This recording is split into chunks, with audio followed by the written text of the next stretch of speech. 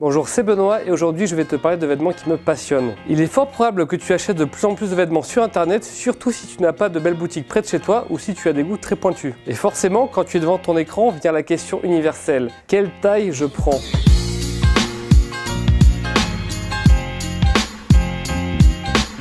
En général, quand tout se passe bien, tu as juste à prendre ta taille habituelle après t'être renseigné sur les conditions de retour évidemment. Mais parfois, tu as à disposition un guide de taille avec toutes les mesures, tu cliques dessus et parfois tout va bien pour certains, mais pour d'autres, c'est là que les prises de tête commencent. Je vais donc t'aider à y voir plus clair pour que tu puisses commander un vêtement à la bonne taille et t'éviter la déception de recevoir un vêtement qui ne va pas. La première chose à avoir en tête, c'est de ne jamais utiliser les mesures de ton propre corps. Les trucs du style, oui, si ma poitrine a un tour de 100 cm et que je prends une chemise avec une demi-poitrine de 51 cm, ça ne marche pas du tout. Il n'y a vraiment rien de plus foireux parce que prendre ces mesures de ses épaules, de sa carrure, de sa poitrine, c'est quasiment un métier à part entière. Donc ne t'aventure pas là-dedans et à la limite, compare les mesures d'un vêtement à un autre vêtement. Chez Bonne Gueule, quand on reçoit un prototype d'une chemise avec les mesures habituelles mais dans une nouvelle matière, donc on fait l'essayage avec Flo, et Flo lui nous livre son ressenti. Il nous dit oui, là je me sens un peu serré, là c'est un peu trop large, là je pense que j'ai un peu trop de volume. Et du coup, en fonction du ressenti de Florian, on va ajuster les mesures. Donc on va enlever du volume par-ci,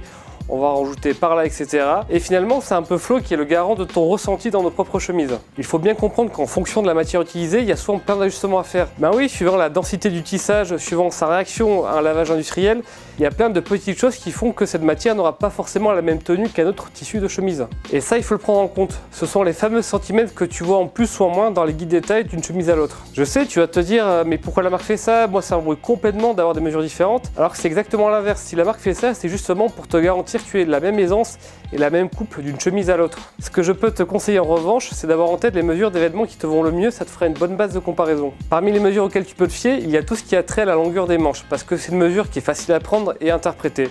Donc là-dessus, normalement, il n'y a pas de problème. Sauf que sur les chemises, il y a une petite nuance. Tu sais, tu as un petit bouton sur le poignet qui fait que quand la chemise est boutonnée à cet endroit-là, la manche ne tombe pas plus bas et reste bloquée sur le poignet à la bonne longueur. La longueur d'un vêtement est aussi une mesure fiable et facile à comparer. Je pense notamment à la longueur d'une chemise ou d'un t-shirt par exemple. Par contre, sur les pièces qui ont un bord côte en bas, comme un sweat ou un bomber, je te dirais de ne pas t'occuper de ces mesures parce que la longueur peut varier suivant où tu places le bord côte en fait. Mais pour les autres vêtements, tout ce qui a un bas droit peut se mesurer facilement. Par contre, la mesure de la poitrine, c'est vraiment la plus casse-gueule. Moi, j'y fais attention que quand il y a un truc vraiment très bizarre. Quand je vois qu'il y a des variations de 1 ou 2 cm à la poitrine par rapport à ma chemise préférée, personnellement, je n'en tiens pas compte. Je préfère commander l'esprit tranquille et léger, quitte à faire un retour de temps en temps plutôt que de me créer des prises de tête à chaque fois que je vais commander une chemise. Et n'oublie pas que si tu as une variation de l'ordre de 3 cm avec ta chemise préférée, il faut que tu divises par 2 pour savoir combien ça fait en plus ou en moins de chaque côté. En l'occurrence, avec 3 cm, tu auras 1,5 cm de chaque côté, ce qui est vraiment pas énorme et change à peine la silhouette. Alors oui, tu auras toujours un expert pour te dire mais non, ça change tout, ça change complètement le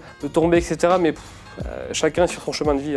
Donc cette mesure de poitrine, je la prends d'aisselle à aisselle quand elle est bien posée à plat, mais surtout attention aux plis qui peuvent rajouter des centimètres ou en enlever. Il y a une chose dont je suis obligé de te parler, mais dont peu de monde est au courant, ce sont les tolérances industrielles. Sur une chemise, toujours sur la mesure poitrine, l'atelier tolère une variation de 1 cm, mais de chaque côté.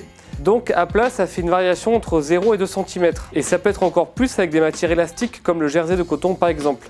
Le lin aussi d'ailleurs a cette réputation d'être compliqué avec les mesures et les machines. Et pourquoi ces mesures peuvent-elles légèrement varier ?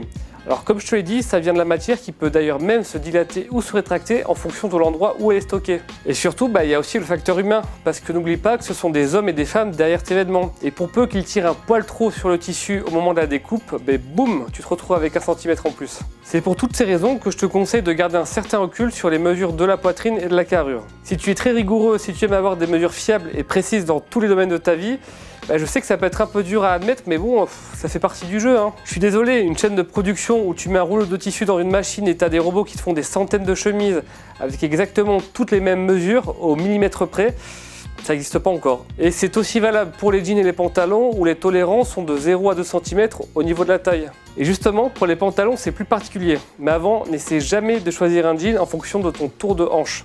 parce que c'est une mesure qui est trop compliquée à prendre et tu peux facilement avoir des variations de plusieurs centimètres à chaque mesure. Donc ce que tu vas faire, c'est prendre ton pantalon préféré, le poser bien à plat et prendre la mesure de la taille. Et surtout fais attention aux plis qui là aussi peuvent enlever ou rajouter des centimètres. En ce qui concerne les pantalons en laine, ils ne bougent pas trop, donc tu peux en choisir un dont la mesure de la taille correspond à celle de ton pantalon préféré. Pour les jeans, c'est différent, n'oublie pas qu'un jean brut neuf se détend, donc prends-le en compte au moment de faire ton choix. Petite astuce pour avoir une idée d'une coupe d'un pantalon juste avec le guide des tailles, il faut que tu regardes la mesure du bas de cheville, l'ouverture de jambe. Entre 16 et 18 cm, c'est quand même un jean bien slim. Autour des 19 cm, c'est un semi-slim assez classique. Et plus de 20 cm, c'est un jean avec une vraie coupe droite. En ce qui concerne les manteaux, c'est une des pièces les plus compliquées niveau mesure. Par exemple, la mesure d'épaule à épaule n'est pas pertinente parce qu'entre l'épaisseur de la matière, le padding, le fait qu'il soit coupé pour être porté avec des choses en dessous, tu peux facilement penser que le manteau est trop grand. Donc fais confiance à ton intuition. Prends ta taille habituelle, ne te fais pas des nœuds au cerveau en te disant oui, je dois prendre une taille trop grande parce que je veux mettre des choses en dessous.